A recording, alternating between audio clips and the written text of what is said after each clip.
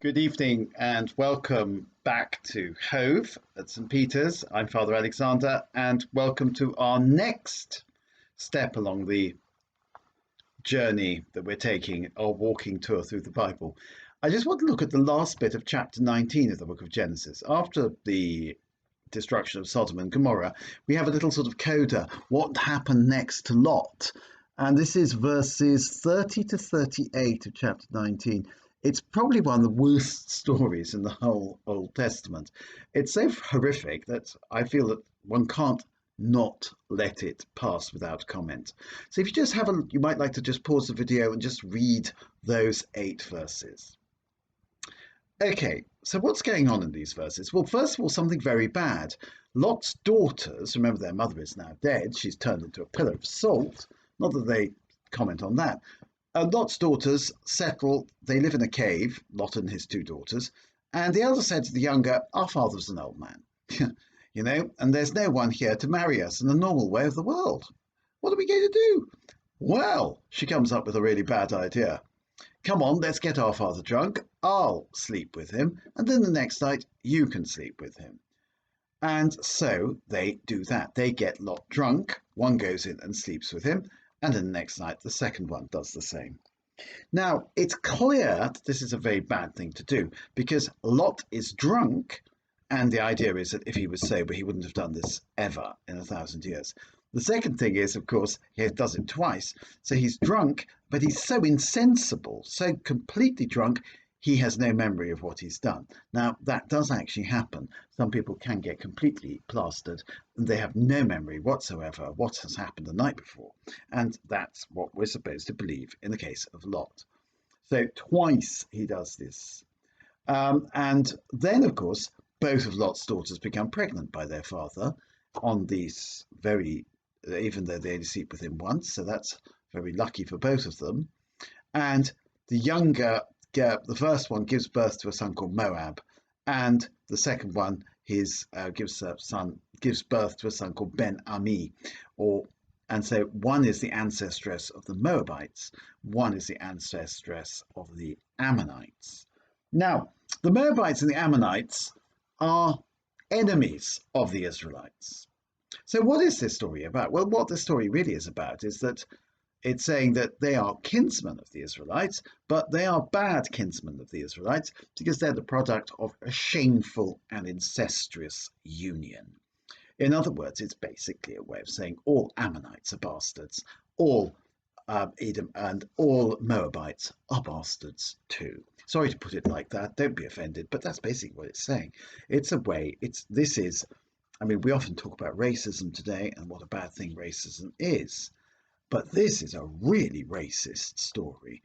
It's using the supposed origins of the Ammonites and Moabites to denigrate the current day Ammonites and Moabites.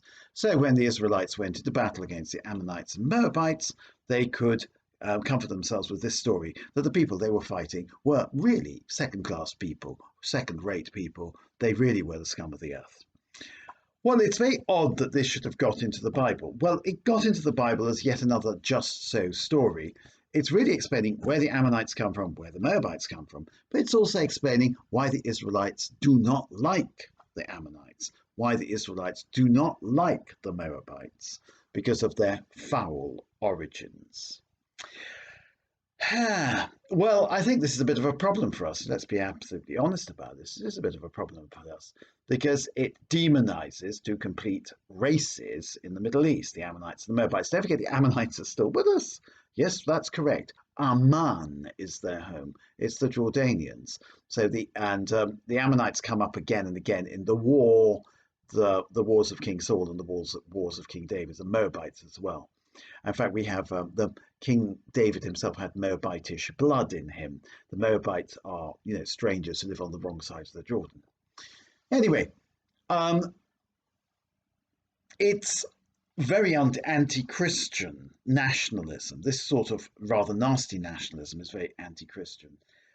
One of the things is, let's be honest, in the Old Testament, there is a very strong nationalistic strain. The Israelites are top nation, to quote Seller and Yateman, and all the rest have got something wrong with them. They're either cursed by God, not wanted by God.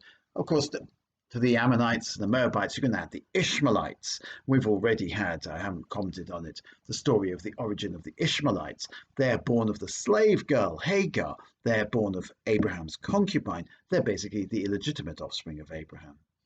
So we've got this nationalistic strain, but we've also got the international strain, which is rather important.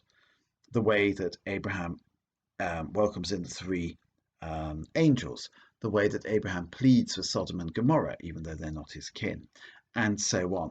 And we'll see that this happens again and again, that it's there are two types of narrative, two competing narratives in the Old Testament. One is the sort of the exclusive narrative, the chosen people and only the chosen people, and the rest of you are unchosen. The other is a more wider narrative, if you like, more open narrative, the chosen people and other people will be chosen as well. The chosen people are the forerunners of the rest of the peoples who will be called to God.